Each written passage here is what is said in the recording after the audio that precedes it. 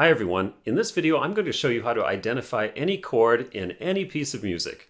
Now this video is for people who already have a basic understanding of chords, like you might know where C major is and C minor and so forth, but when you're actually playing pieces of music you might say, I have no idea what I'm playing or what this beautiful chord is that I'm reading right now. And this video is for you. It's very simple actually. You can do it in a few logical, clear steps that I'm going to explain to you. And in order to discuss this concept, I'm going to pull up here a piece by Frédéric Chopin. This is one of his preludes, the prelude in A major. And we've got some nice chords in this piece. Let's just jump right in and take a look at this first one.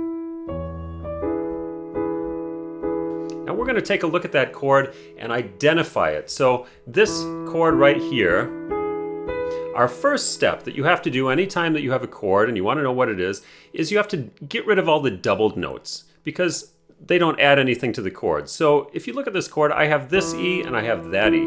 I don't need both of them in order to figure out what the chord is, so I can let one of them go. It doesn't matter which one, just any one. All I want to be sure of is that I've got all distinct notes. So now I've got an E, a D, a G sharp, and a B.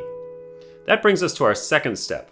I have to somehow take these notes and play them all within one octave. It doesn't matter how I do it, but I need to get them all so that they're within the span of one octave. So one thing I might do is take this E, for example, and bring it up here one octave higher. Now all of these four notes that I've got the same four notes that I started with, but I've got them all within the space of one octave. So it's getting easier. I'm getting closer to being able to tell what my chord is. Now, here's the next step. I need to take that chord and somehow stack it by thirds. In other words, every second note name. So the problem I have right here is that D and E are neighboring notes. D, E, the letters D and E are next to each other in the alphabet. Well, how can I arrange that so that I don't have that problem?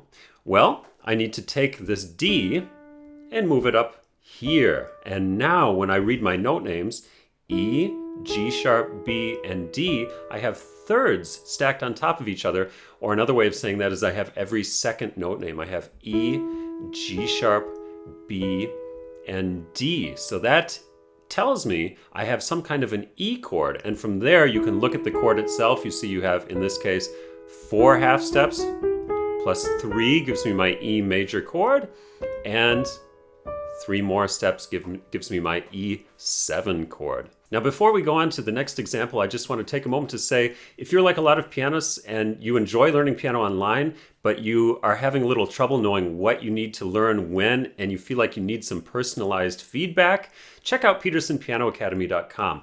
All members get access not only to the step-by-step online course, but also are able to contact me via email, send me a recording, send me video recordings, audio recordings, and get personal feedback on your own playing, which can save you a lot of time over the long run. So let's take a look at the next chord now. This next one, I have the notes A, E, C sharp, and A, and I want to know what chord this is. Same process as before. The first thing I need to do is look and see if I have any repeated notes. So I have an A on the bottom and an A on the top. I don't need both of them. Got to get rid of one of them. Doesn't matter which one. Let's just take the one at the top away. That leaves me with E and, with A, with E, and C sharp. Step number 2, try to play them all within one octave. It's always possible to play them somehow within one octave, because within the space of one octave we have all the possible notes. So let's take this C sharp here, move it down here. Now I've got all the notes within the span of one octave. Step number 3, I've got to arrange that somehow by thirds. Right now I've got A, C sharp, E. Every second note, A, B, C, D, E, every second letter name. So that's already in what we call root position. I don't have to change a thing. Everything's already good. So I've got my A major chord here. 1, 2, 3, 4 half steps plus 3 half steps. That bottom note gives me the root of the chord, the A chord. Let's take a look at another example. Here we have A, E, A, C sharp, E, A, C sharp. A great big chord.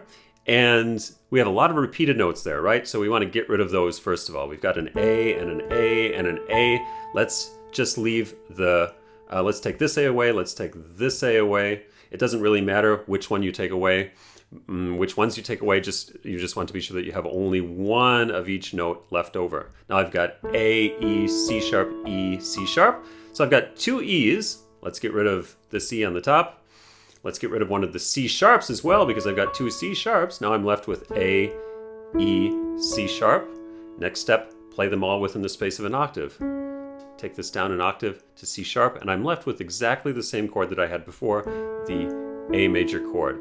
Let's do a really tricky one. The next chord here, tons of notes. F sharp, C sharp, E, F sharp, A sharp, C sharp, E, A sharp, and C sharp. But we hear that they all fit together, so it must be some kind of chord. What could it be? Well,